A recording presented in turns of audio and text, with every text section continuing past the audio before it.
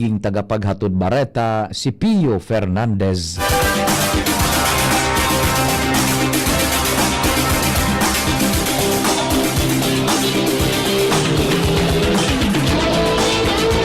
Enot sa detalyes kan mga bareta sa lado nasyonal, pinag-atendiran ni Presidente Ferdinand Marcos Jr. ang pagtumpos sa bultong-bultong shabu sa paaging thermal decomposition sa barangay Kutkot 2, Kapas, Tarlac, kasubagong aga. Nasa sobra sa 9 bilyones de pesos ang kantidad kan illegal na droga ang sinulo sa incinerator, kasabay ang mga nako ang mga nagpapataw-pataw sa kadagatan kan Zambales, Pangasinan, Ilocos Norte, Ilocos Sur asin Cagayan. Sa sayang mensahe, ipinahayag ni Marcos na kaya siya nagpasiring sa Kapas tanganing mahiling kung paano ang sistema kan pagsulo sa mga nakumpiskar na illegal na droga. Afuera kay ni kaibanan man sa sinulo sa incinerator ang mga nakumpiskar sa man iba-ibang anti-drug operations kan Philippine Drug Enforcement Agency na dai na kaipuhanan sa korte arog kan mga likido, marijuana, ecstasy, cocaine, tuluyuan o tuluyuan, lidocaine asin mga expired na mga bulong.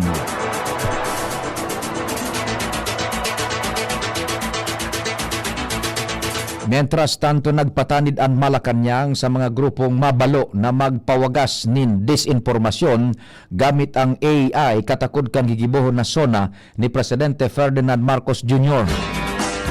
Sigun kay Palace Press Officer Abogada Claire Castro, sinugo kang Presidente ang Departamento kan Informasyon asin Komunikasyon pati na Teknolohiya na panginotan ang pagbilog ning regular na policy recommendations tanganing magserbing giya sa paggamit kan Artificial Intelligence sa Pilipinas.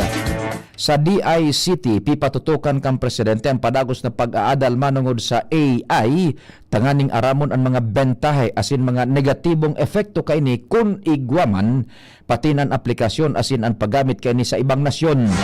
Mantang paparanin na ang sona kang Presidente, dahil paghahali kang palasyo ang posibilidad na gamitan nin mga anti-government na grupo kaya gamiton nin mga anti-government na grupo ang AI sa saindang fake news propaganda. Dagdagan tan detalyes kan bareta sa lado lokal, nasa linya si kumpadreng Alarmario o kay kumpadreng Jomar Bien. Pading Jomar, marhay na hapon, please go ahead. Salamat Pading Pio, maray na hapon sa mga parantabay sa dagdag nga bareta sa rabay na nagsumpa sa saindang ilihidong posisyon ang mga bagong mailihir na mga opisyales kan banwaan kan tiwi na daing pigiling na grupo-grupo o lado-lado. Ini matapos na kanakalis na Lunes ang mga nailihir na opisyales nag-take out kan sa indang trabaho asin posisyon kay MCTC Judge Maria Ivanor Bongon. Kay riba sa mga nag-take out, iyo si Vice Mayor Jojo Climaco nangunyan na nailihir bilang alkalde kan Banwaan kan Tiwi.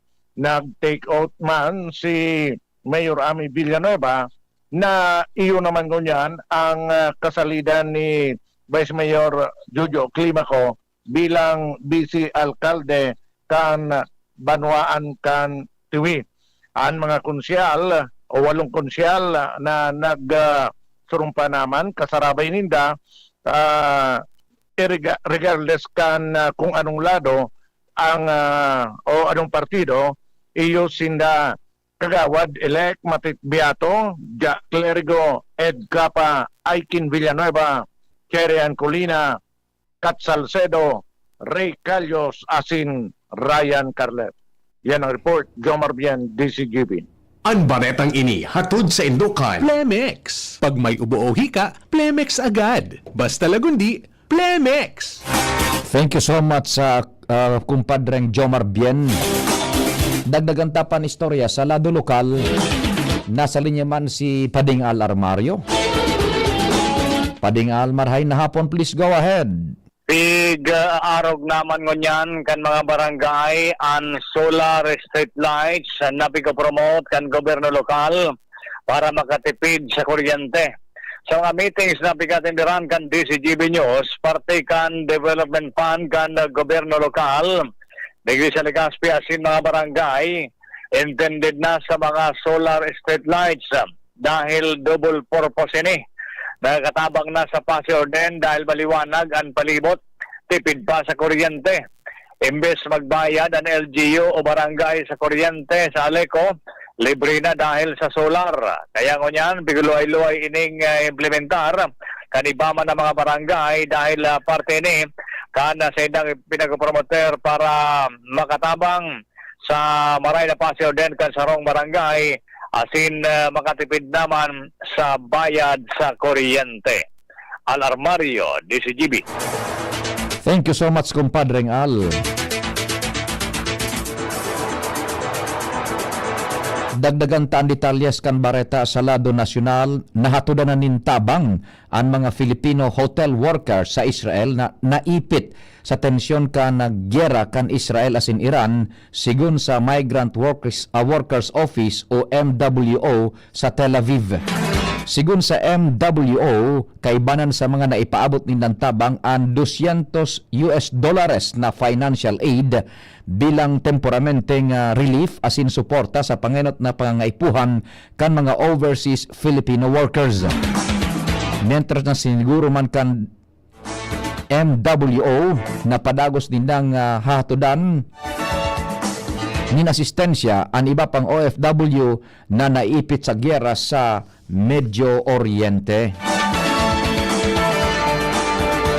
Mientras tanto, hinagad kan Office of the Prosecutor kan International Criminal Court sa Tribunal na ibasura ang kahagadan na interim release ni dating Presidente Rodrigo Duterte.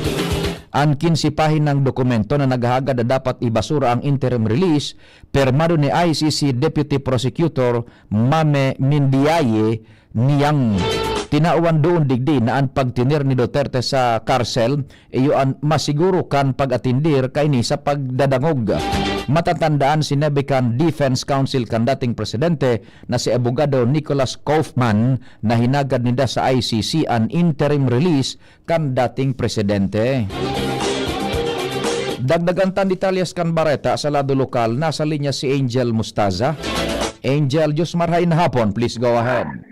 Tigin kanyar kan Land Transportation Office people ang mga tagsadirinin motorsiklo at iba pang vehikulo na i-claim ang sa inang mga plaka sa nagpapadagos na LTO Vehicle Plate Distribution Caravan sa SM City Legazpi sa Barangay Ditano, Legazpi City. Ano ang binuksan ng caravan kan Lunes, Hunyo 23 at madurar sa Domingo, Hunyo 29. Kaibahan sa mga pwedeng magpuadigdian mga replacement plates sa nagkaigwanin transaksyon sa LTO Tabaco as in LTO Legazpi District Office sa motorcycle plate backlogs kung kan taon 2014 sa good 2017 as in mga plakang na i-release na sa LTO Reserve 5 sa motor trade. Ano sabing karavana, parte ka na mga aktibidad o paagi kan LTO vehicle na mairanian sa indang mga serbisyo sa mga sa indang kliyente asin masin man ang backlog sa plaka sa rehiyon asin sa bilog na nasyon. Mga nagdag na bareta, Angel Mustaza, DC News. Thank you so much, Angel. Ultimong detalyes kan bareta sa lado nasyonal, piglinaw ni Commission on Election Chairman Abogado George Erwin Garcia na dainin kinaaraman ang kaso ni dating Presidente Rodrigo Duterte sa desisyon kan Korte Suprema manunungod sa second placer rule. Ini ang sitwasyon ni Duterte na sangunyan nakakulong sa International Criminal Court na nagresulta sa temporaryong pagkakabakante sa iyang posisyon bilang alkalde elehido kan Davao City mantang daiman ini pikukonsiderar na permanente. Sigun kay Garcia, ibe ini sa kasong Mangudadato versus Comelec kung saan dai pwedeng salidahan kan second placer ang kandidatong nadiskwalipikar matapos makanselar ang sa iyang Certificate of Candidacy o COC. Ipinaliwanag niya ang pagkanselar kan Certificate of Candidacy pwedeng mangyari kung may mga legal na issue siring kan kakulangan sa citizenship, residency, edad, rehistro kan botante, kakayahang magbasa asin sumurat o pagbalgar sa 3-term limit rule.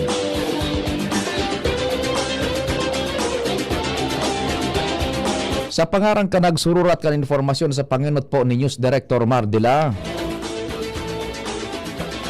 Jen Matthew Baliran, Nicole Ann Gloriani, and Mega Force Patrol. Sa Panginot sa technical control, ang partner ko ngunyan si Tata Nems Flora, sa IT si Jerome Nico Martinez. Ako po si Pio Fernandez, day Kalingawan, maghinanyog po banal na novena or Mother of Perpetual Help novena, masunod na. Ako po si Pio Fernandez, salamat, marahin na hapon. Kung ikaw ay edad 50 pataas